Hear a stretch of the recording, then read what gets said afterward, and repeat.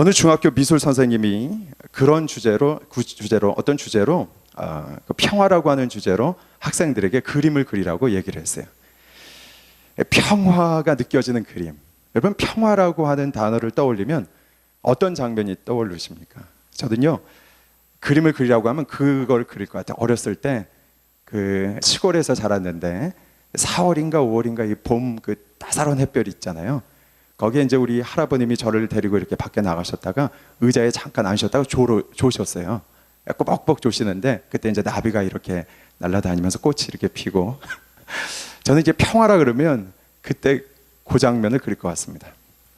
되게 이렇게 평화를 떠올리면 아마 한적한 시골의 어떤 그런 어떤 그 고요한 모습들, 그런 모습들을 아마 여러분들 떠올리실지 모르겠어요.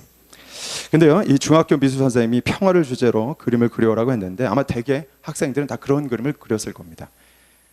그냥 뭐 한적하고 평화로운 그 어떤 거, 아무런 고민도 없고 아무런 고통도 없고 어떤 무슨 염려할 것도 없는 그런 상황들. 근데 한 학생이요, 작품을 그렸는데 독특한 작품을 그린 거예요. 어떤 작품을 그렸냐면 막 사나운 해풍이 몰아치는 그 바닷가를 그린 겁니다. 이 평화하고는 굉장히 동떨어져 보이는데 막 파도가 막 일어나는 그런 장면을 그리고 절벽이 이렇게 있는 거예요. 근데 절벽을 자세히 보니까 절벽 안에 이렇게 움푹 패인 곳이 있는데 그곳에 새들이 이렇게 그 보금자리, 천연의 보금자리처럼 그 절벽, 그 해풍이 몰아치는 가운데서 어미새랑 아기새가 아주 평화롭게 있는 그림을 다 그린 거예요. 여러분, 환경적으로 보면 결코 평화롭지 못합니다. 근데 그 환경과 전혀 상관없이 그 어미새와 그 어미새의 품에 안긴 아기새가 너무 평화로운 거예요. 여러분, 인류 역사상 전쟁이 없었던 시기를 꼽으라면 거의 꼽을 수가 없다고 합니다. 그러니까 전쟁과 갈등의 연속이 인류 역사라고 하는 것이죠. 수없는 전쟁과 갈등의 상황이 세상 가운데 펼쳐진 역사의 모습입니다. 우리의 삶은 어떻습니까? 아마 한 주간을 살아오는데도 아마 지나고 보면 그날 참 그랬어, 이런 시간들 아마 한 주간 또 있었으리라 생각이 됩니다. 때로는 사업에 갑자기 문제가 생기기도 하고 믿었던 사람들에게 상처를 받기도 하고 예상하지 못한 끔찍한 질병에 걸리기도 하고. 그러니까 우리가 이제 다운타운도 이렇게 숫자가 있다 보니까 가끔 보면 갑자기 별안간 소식들, 좋은 소식이면 참 좋은데 되게 좋은 소식은 잘 안 들려요. 자기네들끼리 웃고 마는 것 같아요. 근데 안 좋은 소식, 감당하기 어려운 것 같아요. 그런 얘기 들으면 저 가슴이 굉장히 무너집니다. 보면 그런 일들이 없으면 좋겠는데 참 그런 일들이 많이 있는 것이죠. 그런데요, 이런 세상에서 예수님께서 우리에게 어떻게 말씀하시는가? 우리에게 이렇게 말씀하시는 거예요. 너희에게 평강이 있을지어다. 우리의 상황을 모르시는 게 아닙니다. 늘 언제나 상황은 파도치는 것 같아요. 요동하는 것 같습니다. 예수님께서 말씀하시는 거예요. 너희에게 평강이 있을지어다. 우리 옆에 분에게 그렇게 한번 선포해 주시겠습니까? 당신에게 평강이 있을지어다. 아멘. 여러분의 상황과 상관없어요. 주님께서 말씀하셨습니다. 그 말씀을 의지해서 우리가 평화를 선포하는 거예요. 여러분, 나아가서 오늘 본문에 보면요, 오늘 본문의 말씀은 이런 말씀입니다. 하나님의 자녀된 너희는 이 땅에 평화를 만들어내는 사람들이다, 이렇게 말씀하시는 거예요. 너희 안에 세상이 줄 수 없는 그 평안을 누릴 뿐만 아니라 세상 가운데 그 평화를 이루는 사람들, 여러분, 이 사람들이 바로 하나님의 백성들인 줄 믿습니다. 하나님의 백성들의 특권에 대해서 말씀하시는 거예요. 너희에게 주신 특권이 있다. 예수 그리스도로 말미암아 하나님의 자녀된 특권이 있다. 그 특권은 어떤 경우에도 평화를 누릴 수 있고 또 그 평화를 이룰 수 있는 사람들, 그 사람들이 바로 우리 모든 하나님의 백성들인 줄 믿습니다. 그래서 우리가 평강을 선포할 수 있는 거예요. 이것은 우리의 특권입니다. 이 특권을 온전히 사용할 수 있기를 간절히 바랍니다. 우리의 평안을 빼앗을 것이 없다. 특별히 오늘 본문에요, 우리가 본문 말씀을 자세히 좀 묵상하기 원하는데 본문에 보면 화평이라고 하는 말, 본문에 화평, 평화, 평안, 평강 다 똑같은 말입니다. 성경에서 이것을 한 단어로 동일하게 쓰는데 원어는 에이레네라고 하는 말입니다. 에이레네가 도대체 무슨 말인가? 구약에요, 샬롬이라고 하는 표현입니다. 아하, 샬롬은 우리가 너무 많이 들었죠. 지금도 중동에서 이스라엘 같은 곳에서 보면 그냥 인사말이 샬롬입니다. 우리 옆에 분에게 한번 그렇게 인사해 보시겠습니까? 샬롬. 예. 그냥 이스라엘 가면요 항상 그냥 그렇게 인사하는 거예요. 예. 근데 이스라엘 땅이 어떻습니까? 늘 언제 전쟁의 소용돌이 끊이지 않는 곳입니다. 그래서 더 그 평안에 대한 소망이 있는지 모르겠어요. 아니 예수님께서는 그 전쟁과 갈등의 상황에서도 우리에게 평강을 선포하십니다. 그 평강을 누릴 수 있는 사람들, 아니 그 평강을 이 땅 가운데 이룰 수 있는 사람들, 그 특권이 너희에게 있다. 여러분 이 사실을 믿으시기 바랍니다. 여러분 레위기 26장 6절에서 12절에 보면요, 바로 이 샬롬이 어떤 것인지 단적으로 잘 얘기하고 있습니다. 우리 같이 한번 읽겠습니다. 레위기서 26장 6절에서 12절 말씀, 좀 긴데요, 우리 같이 한 목소리를 읽겠습니다. 하나님께서 우리에게 주시는 평화가 어떤 것인가 단적으로 이렇게 기록되어 있습니다. 우리 같이 한번 읽겠습니다. 시작. 내가 그 땅에 평화를 줄 것이며 너희가 누울지라도 아무도 너희를 두렵게 하지 않을 것이다. 내가 그 땅에서 위험한 들짐승들을 없앨 것이며 전쟁이 너희 땅에서 일어나지 않을 것이다. 너희가 너희 원수들을 이길 것이며 그들이 너희 앞에서 패배할 것이다. 너희 가운데 5명이 원수들 100명을 이길 것이며 너희 가운데 100명이 원수들 1만 명을 이길 것이며 너희 원수들이 너희 앞에서 패배할 것이다. 내가 너희에게 은혜를 베풀 것이며 너희가 생육하고 번성하게 할 것이며 내가 너희와 맺은 내 언약을 지킬 것이다. 너희는 작년에 수확한 것을 먹을 것이지만 새 것을 수확하면 그것을 치우게 될 것이다. 내가 너희와 함께 거할 것이며 내가 너희를 싫어하지 않을 것이다. 12절. 내가 너희와 함께 행할 것이며 너희 하나님이 될 것이며 너희는 내 백성이 될 것이다. 아멘. 이 샬롬, 평화, 이것이 어떤 것인가? 오늘 본문에도 자세히 나와 있지만 사실 샬롬에 대한 직접적인 의미는 전쟁이 없는 상태입니다. 오늘 본문에도 보면 6절에 평화를 줄 것인데 전쟁이 없을 것이다 이렇게 말씀하셨어요. 진짜 전쟁이 없는가? 그냥 단순하게 아무것도 없는, 갈등이 없는 그런 상태를 얘기하는가? 그렇지 않습니다. 바로 그래서 7절부터 9절, 10절에 보면 계속해서 전쟁에 대한 이야기가 나와요. 원수를 만날 것이다. 이게 자체가 전쟁터에 우리 들어간다는 얘기 아니겠습니까? 그러니까 샬롬의 1차적인 직접적인 의미는 전쟁이 없는 상태를 얘기하지만 성경에서 얘기하는 본질적인 가장 핵심적인 이야기는 어떤 것이냐면 전쟁의 와중에서도 하나님의 백성이 되었기 때문에 하나님의 백성이 누리는 온전한 그 만족함의 상태가 바로 샬롬입니다. 마치 해풍이 부는 그 절벽의 그림 안에서 보면 그 보금자리 안에서 어미새와 아기새가 평화를 누리듯이 하나님의 백성들은 세상에 요동치고 소용돌이치는 그 상황 가운데서 경랑이는 그런 어떤 상황 가운데서도 하나님의 백성이기 때문에 하나님 안에서 주시는 그 평화를 누릴 수 있는 사람들이다 이렇게 말씀하시는 것이죠. 여러분 이 평화를 누릴 수 있는 저와 여러분의 삶이 될 수 있기를 간절히 바랍니다. 하나님께서 우리의 왕이 되실 때, 그리고 하나님께서 내 삶의 주인 되실 때 우리의 삶에 누릴 수 있는 가장 큰 축복은 고난이 없다는 것이 아닙니다. 고통이 없다는 것이 아닙니다. 갈등과 어려움이 생기지 않는다는 것이 아닙니다. 그 가운데서도 세상이 줄 수 없고 빼앗을 수 없는 그 평화를 누릴 수 있다. 여러분 이 특권이 우리에게 있다라고 하는 거예요. 여러분 이것을 온전히 누릴 수 있게 되길 간절히 바랍니다. 예수님께서도 보면요, 부활하신 후 제자들에게 나타나셨을 때 제자들이 그 당시만 해도 모두 두려움 가운데 휩싸여 있었습니다.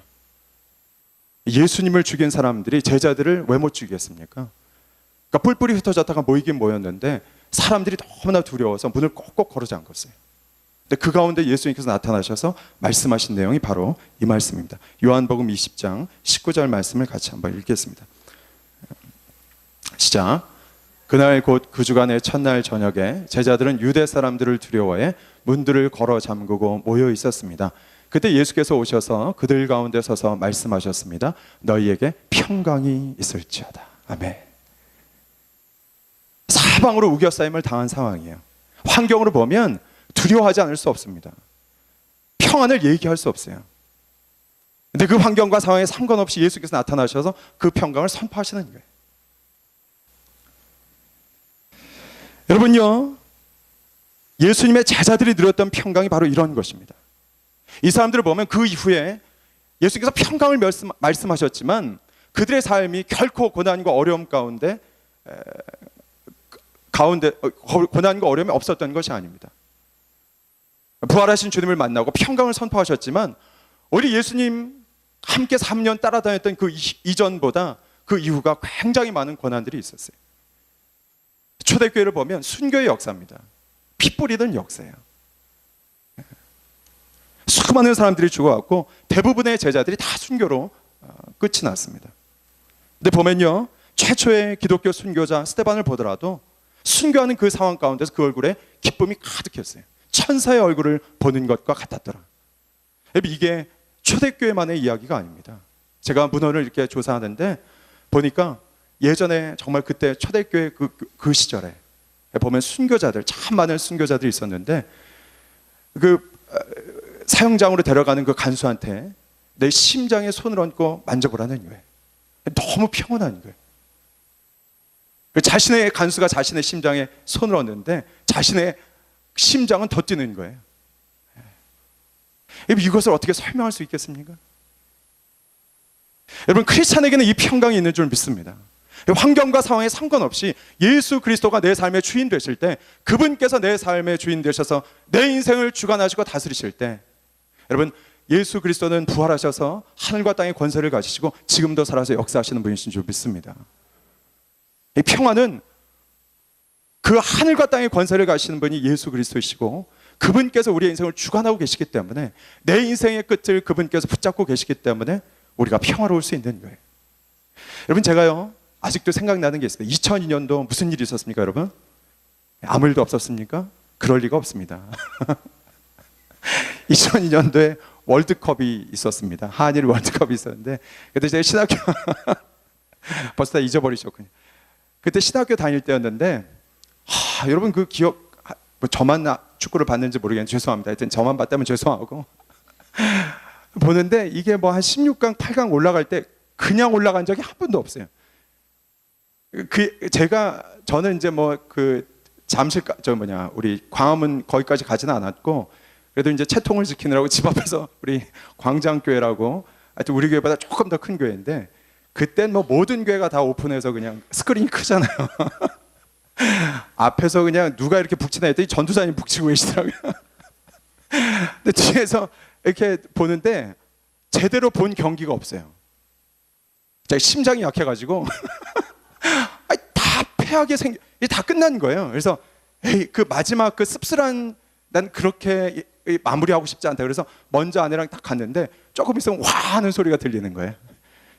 뭔가 이제 뒤집어진 거죠. 그때 이제 기쁜 마음으로 막 달려갑니다. 한편으로는 아쉽기도 하고 한편으로는 여유로운 마음을 가지고 그 장면을 다시 한번 이렇게 돌아보는 걸 이제 보는 거죠. 여러분, 다 이긴 경기를 보는 사람의 마음이 어떻겠습니까? 초조하지 않죠. 떨리지 않습니다. 여러분, 하나님께서 하늘과 땅의 권세를 가지고 예수님께서 다스리신다는 것은 그 마지막을 우리가 안다는 것입니다. 여러분, 크리스찬의 마지막은 승리인 줄 믿습니다. 그래서 그 승리에 대한 확신이 있기 때문에 그 예수 그리스도 부활하신 주님을 만났던 제자들 같은 경우에는 너무나 명확했기 때문에 그 승리에 대한 분명한 확신을 가지고 주님께서 승리하셨듯이 우리도 반드시 승리한다. 고난이 우리를 꺾을 수 없다. 그래서 그 예수 그리스도 안에서 그들이 평화를 누릴 수 있었던 것이죠. 여러분, 이것이 바로 크리스찬이 누리는 평화인 줄 믿습니다. 그래서 우리에게 필요한 것이 무엇입니까? 크리스찬이요, 다른 것 없습니다. 첫 번째는 무조건 주님 앞으로 나아가는 것입니다. 여러분, 혹시 여러분의 환경과 어려움들이 정말 불안하고 염려하고 걱정할 수밖에 없는 상황 가운데 있다 할지라도, 그럼에도 불구하고 예수 그리스도에게 가면 답이 있는 줄 믿습니다. 그래서 주님께로 향하는 거예요. 다윗을 보십시오. 그냥 주님께로 피하는 거예요. 그냥 주님께로 나아가는 거예요. 또 한 가지는요, 우리가 구체적으로 그 평화를 누리는 방법은 말씀의 자리로 나아가는 것입니다. 기도의 자리, 말씀의 자리. 특별히 우리가 예수 그리스도 앞으로 나아간다는 것, 물론 기도의 자리로 나아가는 것 중요하지만 또 한 가지는 말씀을 붙드는 것입니다. 여러분 모두에게 하나님께서 들려주시는 그 말씀이 온전히 선포될 수 있기를 간절히 바랍니다. 이 하나님의 말씀이 그냥 문자의 지식으로 그치는 것이 아니라 내 마음을 스쳐서 내 마음을 사로잡는 어떤 말씀으로 들려져야만 하는 거예요. 그럴 때 그 말씀을 따라 내 인생을 걸 수 있습니다. 하나님께서 말씀해 주셨다는 것은요, 그 말씀해 주셨다는 거에는 그 인생을 책임지겠다는 의미가 있습니다. 그래서 그 말씀을 붙들고 우리가 나아갈 수 있는 거예요. 담대하게. 제가 지난주 화요일 날 그런 일들을 겪었어요. 예전에 제가 얘기하지 않았습니까? 그 연합예배 한 다음에 십자가 이렇게 하나님의 영광이 나타나는 건가? 그래서 죽을 자리가 어딥니까? 내 십자가 어딥니까? 이렇게 막 돌아다니고 얘기하고 돌아다니는데 화요일 날 새벽 기도 하는데 저에게 뭐라고 말씀하시냐면 그냥 순교의 각오로 목회하라 이렇게 말씀하시는 것 같아요. 쉽게 얘기하면 죽어라 이렇게 얘기하는 거예요. 죽을 자리 찾지 말고 그냥 죽어 막 이렇게 말씀하시는 거예요. 하나님은 더 나가시더라고요 그냥. 근데요 놀라운 건 참 이게 말씀만 보면 굉장히 부담스럽지 않습니까? 여러분 누구에게 죽어라 이렇게 얘기하면 그 욕이죠. 근데 하나님께서 말씀하시면 어떤 말씀이든지 그 말씀이 나에게 생명이 되고 능력이 되는 줄 믿습니다. 옛날 같은 굉장히 부담스러울 수 있는데요, 이게 하나님께서 나에게 주시는 말씀이다 이렇게 그 말씀에 스쳐 지나가니까 마치 에스겔서 보시면 하나님의 말씀이 선포될 때 그 고난과 재앙의 말씀인데 그 말씀을 먹을 때 꿀송이처럼 그 뱃속에 들어갔다 이렇게 기록되어 있어요. 하나님의 말씀은 우리에게 꿀송이처럼 단 말씀인 줄 믿습니다. 굉장히 기쁜 거예요. 하나님께서 나를 만나주셨고 말씀해 주셨다는 사실 그 자체가 기쁜 거예요. 그 말씀이 무슨 말씀이든지. 또 한 가지는 그런 생각이 드는 거예요. 죽으라고 했을 때는 책임지시겠다는 거 아니에요. 사람이 언제 어떻게 죽을지 누가 어떻게 합니까? 나는 언제 어디서나 그냥 죽어도 상관없구나. 제가 좀 미친 거 아닌가 모르겠는데 하여튼 그냥 그런 거예요. 그런데 재밌는 거는 그 화요일부터 목요일까지 굉장히 육체적으로 힘든 일들이 막 일어나기 시작합니다. 다운타운에 막 저녁 때 무슨 모임이 있었는데 그날 또 비가 왔어요. 근데 뭐 자기네들끼리 한다 그러는데 내가 꼭 가야 되나 말아야 되나 막 그런 갈등. 왜냐하면 화요일 날 저녁 때 갔다가는 수요일 날 새벽을 여기서 네이버를 사고 다운타운에 가서 또 성경 공부하고 그러는데 이게 맞물려 있는 거예요. 그러니까 막 굉장히 피곤할 것 같은 생각이 막 드는 거예요. 근데 하필 저에게 주신 말씀이 뭡니까? 죽어라. 뭐 피할 데가 없는 거죠. 아니나 다를까 그렇게 하고 왔는데 또 그날 수요일 날 우리 큐티 세미나 있었잖아요. 참 너무 좋았습니다. 안 오신 분들 참 아쉬워요. 근데 올 때 막 거의 2시 반에 출발했는데도 굉장히 밀리는 거예요. 그래서 막 그 졸음을 이게 차가 밀리면 굉장히 졸립잖아요. 그래서 막 이렇게 막 비틀거리면서 이렇게 겨우겨우 왔는데 이전 목사님 같이 식사하는데 막 혀가 꼬이는 거예요. 제가 무슨 말을 하는지 모르겠는 거예요 지금. 굉장히 좀 피곤했어요. 그러니까 그러고 나서 이제 목요일 날 지났는데 그러니까 육체적으로 막 피곤해. 그 다음에 이제 또 영적으로도 막 다운되는 일들이 좀 있었습니다. 그러고 나니까 금요일 날 막 두통이 오기 시작하고 아침에 새벽기도 끝나고 이 교회를 가야 되는 신방을 가야 되는데 신방을 못 가겠는 거예요. 약속을 해놨는데 막 두통 나고 막 근데 그때 또 무슨 말씀이 떠오릅니까? 이 죽으라 말씀이 떠오르. 갈등했어요. 조금 갈등했습니다. 그래서 와이프가 다 준비하고 있는데 보통 같으면 당신 같다고 이렇게 얘기할 텐데 막 보채는데 아무 얘기를 못해. 일단은 입을 다물 수밖에 없더라고요. 그 다음에 이제 고민하다가 하여튼 죽겠습니다. 그리고 이제 갔는데 참 놀라운 건 그 말씀 따라 순종할 때 우리의 영혼과 육신을 회복하는 역사가 있게 된 줄 믿습니다. 주님께서 말씀하신 것은 우리를 살리시기 위한 것이고 회복시키시기 위한 것이고 우리를 통해서 당신의 영광을 드러내시기 위한 것인 줄 믿습니다. 그걸 알기 때문에 죽으라고 해도 담대하게 나아가는 거죠. 오히려 그것이 행복한, 감사한 거예요. 여러분, 이 하나님의 말씀, 그 말씀을 붙들고 나아갈 때 오늘도 우리 가운데 이루시는 하나님의 놀라운 그 평화의 역사가 있게 되는 줄 믿습니다.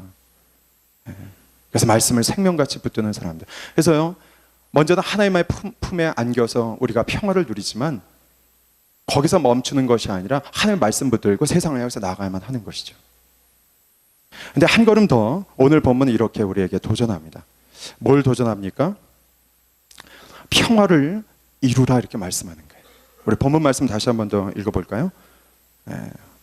마태복음 5장 9절 말씀 시작. 복되도다 평화를 이루는 사람들이여 그들은 하나님의 아들들이라 불릴 것이다. 아멘. 평화를 누리는 것 하나님의 자녀들의 특권입니다. 근데 오늘 본문에 예수님께서 어떻게 말씀하시는가? 평화를 누리는 건 당연하다는 거예요. 예수 그리스도 안에 있으면 너희가 평안한 것은 당연한 것이다. 그건 특권이다. 거기에서 머무르는 것이 아니라 진짜 하나님의 아들 된 사람들이라고 하면 어디까지 나아가는가? 평화를 이루는 사람들이 되라는 거예요. 여러분, 여러분이 가는 곳곳마다 예수 그리스도의 평화가 온전히 이루어지는 놀라운 일들이 있게 되기를 간절히 바랍니다. 분열과 갈등과 분쟁의 역사가 끝나고 화합과 평화, 하나님의 영광이 임하는 그 놀라운 역사가 있게 되는 거예요. 여러분, 요새는요, 가정도 얼마나 심각한지 모르겠습니다. 제가 청년부 맡았을 때, 옛날에 청년부 맡았을 때만 해도 가정에 대한 비전이 없어요. 청년들이 하도 깨지고 많이 이혼하고 이러다 보니까 꼭 결혼해야 되는가, 그러니까 그 생각을 아예 안 하는 거예요. 예전엔 당연하게 생각했는데 아예 그 비전마저 잃어버렸어요. 가정도 무너지는 거예요. 가정도 갈등의 장소, 영적인 전쟁터가 이루어지는 것이 어떻게 보면 가정이라고 할 수 있어요. 근데 만약에 크리스찬들이 가는 곳곳마다 오늘 말씀하신 것처럼 평화를 이룰 수 있다면 이건 놀라운 사건입니다. 여러분, 여러분의 가정과 공동체와 또 우리 교회와 이 사회 가운데 평화를 이루는 사람들, 그 모습까지 나아갈 수 있기를 간절히 바랍니다. 그렇다면 어떻게 그 평화를 이룰 수 있는가? 에베소서 2장 14절에서 16절에 보면요, 사도 바울이 이렇게 선포합니다. 우리 같이 한번 읽겠습니다. 시작. 그리스도는 우리의 화평이시니 자기의 육체로 둘을 하나로 만드신 분이십니다. 그분은 중간에 막힌 담 곧 원수된 것을 헐어내셨고 조문으로 된 계명의 율법을 폐하셨습니다. 이는 그리스도가 그분 안에서 이 둘로 한 세 사람을 창조해 화평을 이루게 하시고 십자가를 통해 이 둘을 한 몸으로 하나님과 화목하게 하셔서 자기 안에서 원수된 것을 없애버리기 위한 것입니다. 예수 그리스도로 말미암아 우리가 평안을 얻을 수 있는 까닭은 예수 그리스도께서 우리를 위해서 대신 십자가를 지셨기 때문이다 말씀하는 거예요. 자, 동일한 원리로 우리의 삶 가운데 평화를 이루는 일들이 바로 이 말씀에 의거해서 이루어질 수 있습니다. 어떤 것입니까? 우리가 감당하는 십자가를 감당하는 거예요. 우리는 그저 십자가를 질 뿐입니다. 세상의 방법으로 응대하는 것이 아니라 하나님의 방법으로 취하는 거예요. 갈등과 분쟁이 아니라 그 가운데 하나님의 영광과 하나님의 능력과 하나님의 평화가 나타나기를 소망하기 때문에, 그걸 믿기 때문에 주님 따라가신 그 길을 걸어가는 것이죠. 세 가지로 얘기할 수 있습니다. 첫 번째는요, 십자가를 진다는 것은 어떤 것인가? 나의 이기심과 사심을 십자가에 못 박는 것입니다. 손해보는 것입니다. 여러분, 진짜 여러분의 가정과 공동체 안에 하나님의 평화가 이루어지기를 원하십니까? 손해를 결단하십시오. 예수 그리스도께서 먼저 자신의 모든 것을 손해보셨습니다. 그분으로 말미암아 우리가 평안을 얻었어요. 구체적으로 내 삶 가운데 그 평화를 이루기 위해서 우리는 반드시 손해봐야 됩니다. 손해볼 것을 각오하십시오. 손해보지 않고 평화 이룰 수 없습니다.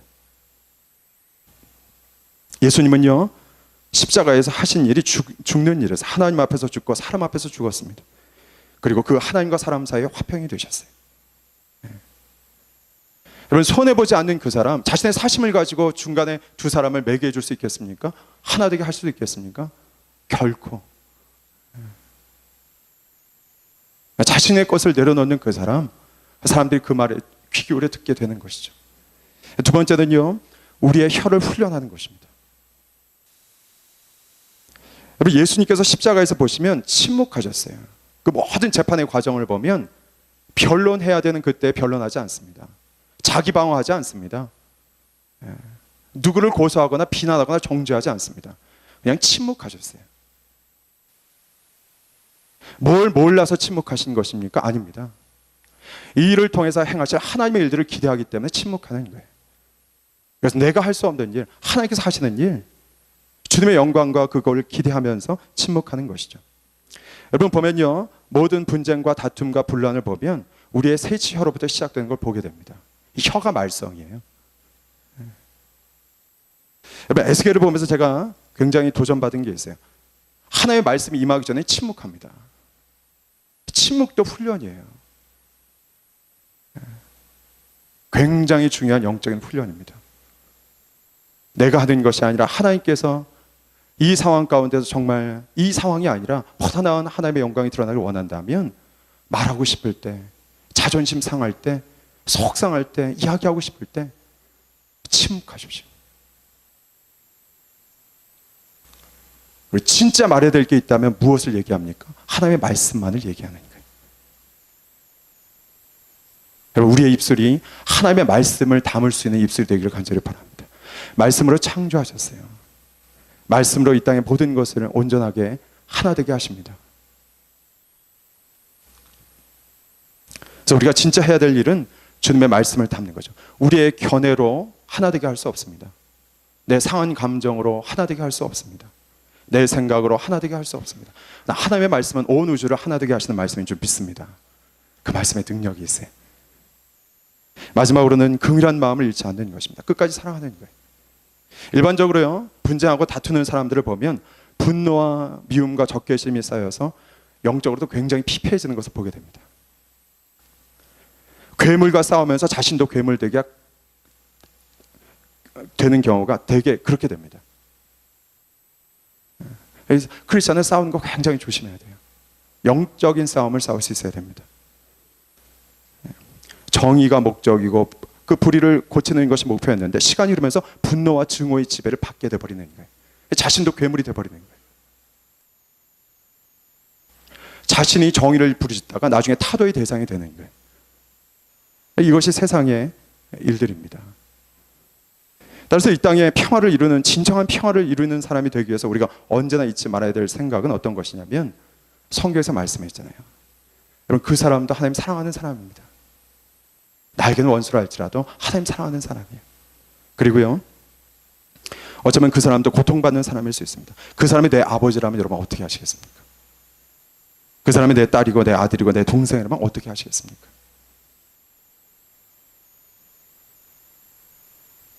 여러분, 우리는요, 제가 그런 생각이 들었어요. 천국에서 만났을 때 서로 계면쩍지 않았으면 좋겠습니다. 부끄럽지 않았으면 좋겠어요.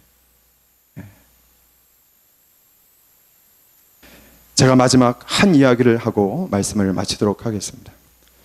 한국 교회 보면요, 굉장히 분쟁이 많습니다. 시끄러워요.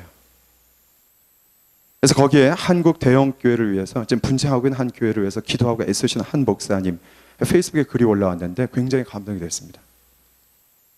특별히 그분의 이렇게 하시는 일들이 굉장히 주목받고 있는 이유가, 과거에 그분이 그 분열의 현장, 그것을 회복하시는 하나님의 역사를 본인 스스로 경험했기 때문에, 그 삶의 증거가 있기 때문에 굉장히 그 말씀이 파워풀한 거예요. 이분은요, 자신의 삶을 통해서 그 고난 가운데 하나님 예수 그리스도 안에 있는 평화를 누렸을 뿐만 아니라 그것을 이 땅에 어떻게 하나님께서 이루어 가시는가를 그 분열의 와중에서 여실하게 경험했습니다.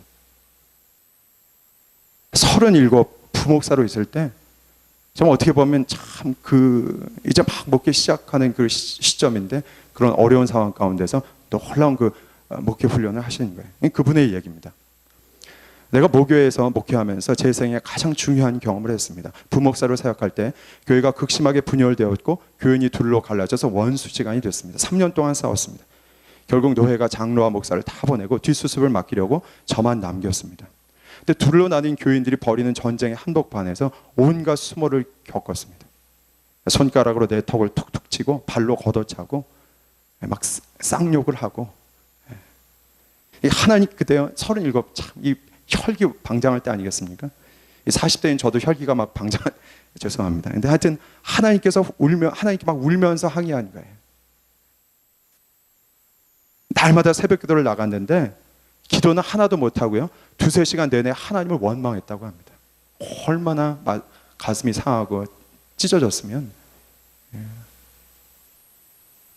뭐 하나님의 존재, 거듭남, 믿음, 이런 게 무슨 의미가 있나 막 싶었대요.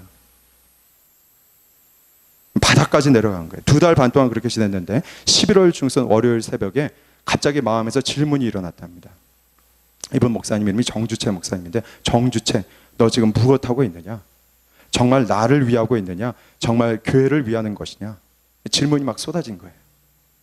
아무 할 말이 없었답니다. 이 폭행과 모욕과 멸리고 있어서 내 자신만 생각하고 있었지 교회를 생각하고 있지는 않은 거예요. 그때 로마서 12장 1절에서 2절 말씀이 떠올랐다고 합니다. 우리 같이 한번 읽어볼까요? 시작. 그러므로 형제들이여 내가 하나님의 자비하심으로 여러분에게 권합니다. 여러분의 몸을 하나님께서 기뻐하시는 거룩한 산 제물로 드리십시오. 이것이 여러분이 드릴 영적 예배입니다. 그런데 이 말씀이 선포되는데 마치 하나님께서 옆에서 읽어주시는 것처럼 그 말씀이 생생하게 가슴에 꽂히 들어요. 그리고 두려웠답니다. 하나님이 느껴지니까 두려운 거예요. 무릎을 꿇고 회개하기 시작했답니다. 하나님, 제가 하나님의 말씀대로 순종하겠습니다. 기도합니다. 나 하나가 죽어서 교회가 회복된다면 기꺼이 헌신하겠습니다. 막 살라고 발버둥 칠 때는 하나님이고 뭐고 막 원망하다가, 아니 정말 가장 큰 목회자에게, 적어도 목회자가 붙들어야 될 그 영광이 무엇이, 다시 한번 정신이 바짝 차려진 거죠. 하나님 말씀에만 순종하고 내가 기꺼이 하나님의 영광을 위해서 헌신하겠습니다. 이렇게 결단하는 거예요. 내 영광은 땅에 떨어지더라도 하나님의 영광을 위해 내가 결단합니다. 근데 그때부터요, 이쪽 편 저쪽 편 안 듣고 하나님의 말씀만 따르겠다 결심하고 난 다음에 자유와 해방감이 막 몰려오는 거예요. 예전에 이리 치고 저리 치고 하다가 이제 나는 하나님의 말씀만을 순종하겠습니다. 그리고 하나님의 영광만을 위해서 살겠습니다. 이것을 위해서라면 내가 무엇을 헌신하고 희생하더라도 상관없습니다. 다 결단하고 나아가니까 자유함이 오는 거예요. 그리고 막 찬양이 회복되기 시작하는 거예요. 그리고 교인들을 찾아가서 담대하게 이렇게 말했답니다. 여러분, 스스로를 의인이라고 착각하지 마십시오. 상대편을 악마라고 심판하지 마십시오. 제 눈에 봐도 50보 100보인데 하나님 앞에서 무슨 차이가 있겠습니까? 근데 놀라운 것은요, 그 이후로 하나님께서 교회를 직접 수습해 주시기 시작하는 거예요. 37살 젊은 목사고 설교도 제대로 할 수 있는 분위기도 아니었고 몸무게가 47kg, 건강도 굉장히 나빴다고 합니다. 뭐 하나 자신의 힘으로 할 수 있는 게 없는데 말씀 따라 순종하고 하나님의 영광을 자신을 드릴 때 하나님께서 교회를 직접 수습하시기 시작하는 거예요. 회복시키는 것입니다. 이 목사님의 고백이 이렇습니다. 저는 그때 진정으로 하나님의 영광을 위하겠다는 결심만 해도 하나님께서 직접 일하신다는 것을 경험했습니다. 전 목회 출발선에서 하나님께서 놀라운 훈련을 시키셨습니다. 교회가 회복되는 거예요. 여러분, 하나님의 자녀들에게 이 회복해 하시는 하나님의 그 특권을 허락해 주신 줄 믿습니다. 그래서 예수 그리스도 그분께서 우리를 또 이 땅을 주관하고 다스리고 계시기 때문에 그런 것이죠. 우리가 할 일은 그분 말씀에 순종하는 것입니다. 그분의 영광을 위해서 헌신하는 거예요. 내가 죽는 것 같지만 나를 통해서 교회가 살아나고 공동체가 살아나고 나아가 나를 온전히 살리시는 하나님의 놀라운 역사를 경험하게 되는 줄 믿습니다. 이 화평케 하는 특권, 예수 그리스도 안에서 참된 평화를 누리고 이룰 수 있는 여러분의 삶이 될 수 있기를 간절히 바랍니다. 기도하겠습니다.